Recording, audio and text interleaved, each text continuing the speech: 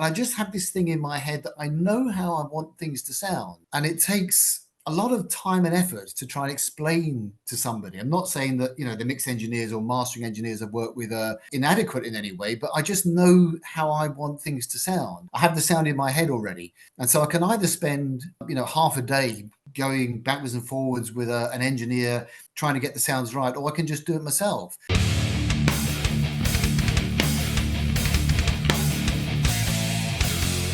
What's up, everybody? It's Keefy at GhostCultMag.com. I am thrilled to be joined by Steve Mann of Lionheart. How are you today, sir? I'm very well. Thank you, Keith. It's great to be here and talking to you. It's wonderful to talk to you. Longtime fan of yours, in and out of this band, as well as all the members. This is really exciting for me. I really appreciate PR putting us together. New album, The Grace of the Dragonfly, is coming out soon. So much stuff to unpack, but first things first, obviously this is the first record in 4 years.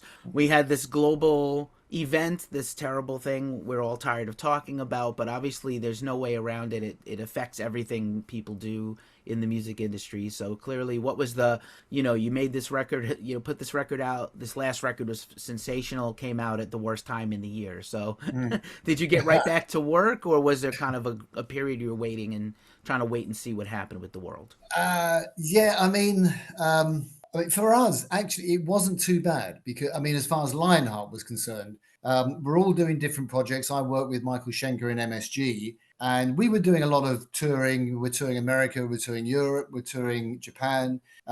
So we didn't really have that much spare time to work on the Lionheart stuff.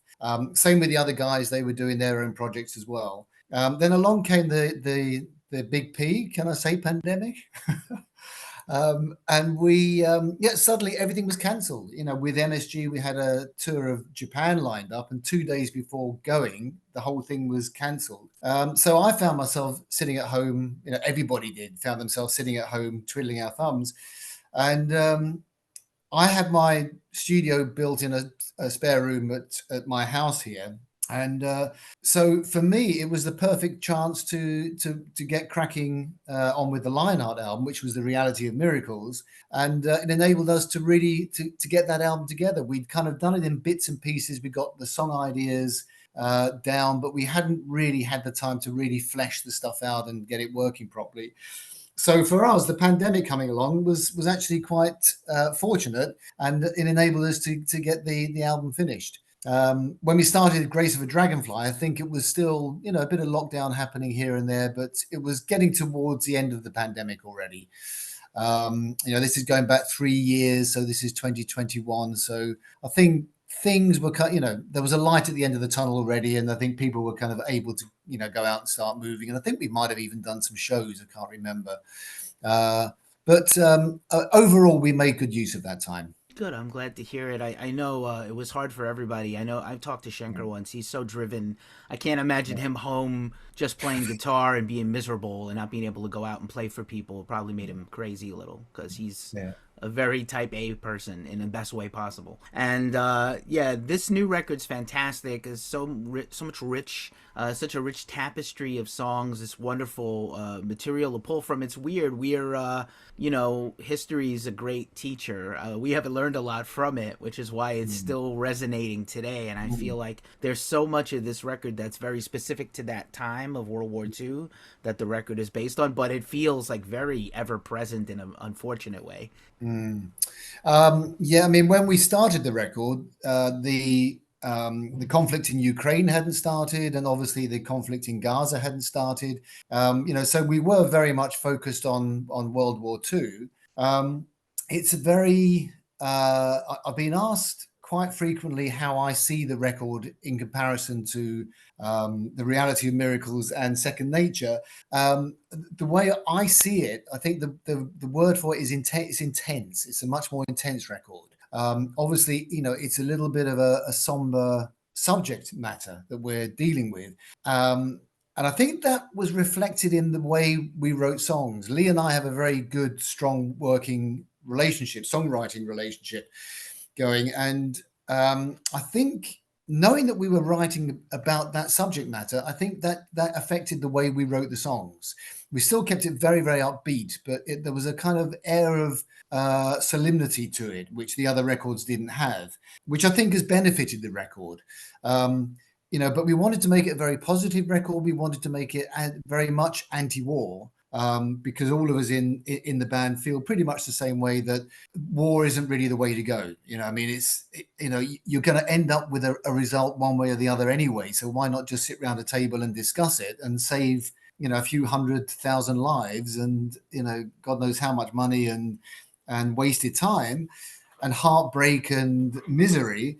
So we really wanted to kind of make that statement that it's with mankind the way it is at the moment, that we have this intelligence, or this supposedly we have this intelligence, and we should be using that to really move away from this era of violence and aggression, and just start to have a bit more tolerance and a bit more understanding of each other. And that was the message we're trying to bring across in this album, and I think we succeeded quite well. Well said. Personally, I feel like the planet is trying to kill us every day, and we have enough to contend with without trying to without trying to hurt each other. So that's Absolutely. me. But yeah, there's so much. Like I said, there's so much wonderful storytelling on here, and of course, I want to like Lee has just been marvelous in the band. He's just incredible. But actually, the vocals of the whole band, there's a lot of group vocals on here that are really wonderfully done. I don't even have a personal reference for it. Was there something like the band has been getting stronger and stronger in this aspect these last few records? What do you think is the driving force? Is it just the talent of the guys? Like, let's all do a lot of vocals, because they really sing. They sing through. They shine through here. Yeah, I mean, we're very lucky. Going back to Lee Small, I think we're extremely lucky that he came our way. I mean, it was a pure chance, really, that we met him back in 2016, when we started doing stuff again. As far as the backing vocals are concerned, when we very first got together in 1980, we realized that Dennis, Rocky, and I blended perfectly. Vocals wise, I've got a fairly low voice. Rocky's got this soaring high voice, and Dennis has got this really powerful lead vocal type voice. Each voice is completely different in its own way, but they blend very well. So it's something that money can't buy that. You just have to have the luck that you get that kind of arrangement comes together. And it was, some kind of divine. It was supposed to happen, I suppose. I don't know, but we were very much in demand back in the 80s as well, by other bands who listened to the Lionheart vocal sound and said, we'd love to have that kind of vocal sound. Like, bands like Saxon and Bronze were after us, and, we were doing their albums for them. And so I think that's where it all basically came from. And this last album especially, as producer, I've really concentrated very hard on working on the vocals, getting the parts exactly right. I have a classical upbringing, so I know music theory and music harmony, and so I could work out these harmonies that just precisely would work very, very well with each other, but were also nicely in the ranges of each of us. And I think spending a bit of time and effort on that, I think, has really helped the vocals to come across and sound so powerful. Right on. I really appreciate that. I love hearing that producer's take on it also. Do you have to kind of compartmentalize yourself? I'm the songwriter and guitar player, but also I have the overarching kind of care of the final product. Is that something you do, or it's just all seamless for you? I suppose, yeah. I don't kind of compartmentalize myself. I don't see myself as being a producer or a guitar player or a keyboards player. I just do everything. And the reason I do that, it's not because I want to hog the work. I just, I've worked with mastering engineers, I've worked with mix engineers before, and I just have this thing in my head that I know how I want things to sound. And it takes a lot of time and effort to try and explain to somebody. I'm not saying that, the mix engineers or mastering engineers I've worked with are inadequate in any way, but I just know how I want things to sound. I have the sound in my head already. And so I can either spend, half a day going backwards and forwards with an engineer trying to get the sounds right, or I can just do it myself. I have a very kind of logical brain that I love reading equipment manuals and stuff like that. I'm a very sad person when it comes to that kind of thing. So I love to get involved in the whole technology side of things. And so I just think, well, if I can do it and I enjoy doing it, why not just do it myself? And that way the end sound of the record is very much, I think, what's kind of coming out of my head. If people like it, then that's great. If people don't like it, then that's their opinion, but at least I'm being true to myself and representing the band as the band is, and the other guys are very happy with the end result of the record. They love it. So it's a good working situation. I think everything kind of works well for all of us. Nice. Here's a question I do ask semi-frequently lately. It's just something that's been on my mind, just as a creative person and a musician and a writer. When is a song finished to you? When to your ears, oh, I know this is done? Is there a moment? Is there something specific you're looking for that tells you, oh, this is done and the recording is final and that I'm satisfied? It's very difficult because you get so close to the recordings that you can't really tell. And actually, I think there's probably people that have that skill. They can always stay objective, but I can't. And if I've been working on a song the whole day, I might be recording guitar parts in the evening that I think, boy, these sound great. I come back in the next morning and I scrub everything because it sounds horrible.